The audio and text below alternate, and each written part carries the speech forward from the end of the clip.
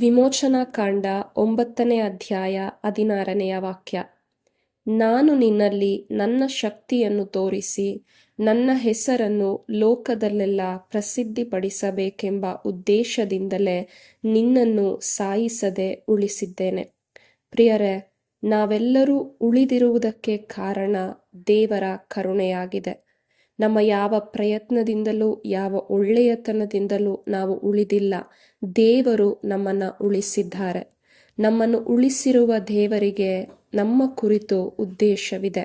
ಅದೇನೆಂದರೆ, ಮೊದಲು ಅವರ ಶಕ್ತಿಯನ್ನು ನಮ್ಮಲ್ಲಿ ತೋರಿಸಲು ಮತ್ತು ದೇವರ ನಾಮ ಮಹಿಮೆ ನಮ್ಮ ಮುಖಾಂತರವಾಗಿ ಎಲ್ಲ ಕಡೆಗಳಲ್ಲೂ ಪ್ರಸಿದ್ಧಿಪಡಿಸಬೇಕೆಂಬ ಉದ್ದೇಶ. ಈ ಉದ್ದೇಶ ನಮ್ಮಲ್ಲೂ ನಮ್ಮ ಮುಖಾಂತರವಾಗಿಯೂ ನೆರವೇರಬೇಕಾದ್ರೆ ನಮ್ಮ ಸಹಕಾರ ಬೇಕು.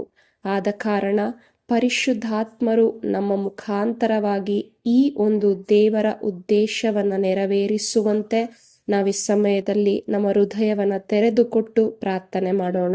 ಅಪ್ಪ ತಂದೆಯಾದ ದೇವರೇ, ನಿಮ್ಮ ಚಿತ್ತ, ನಿಮ್ಮ ಈ ಉದ್ದೇಶ ನಮ್ಮಲ್ಲೂ ಈ ಭೂಲೋಕದಲ್ಲಿಯೂ ನೆರವೇರುವಂತೆ ಆಗಲಿ.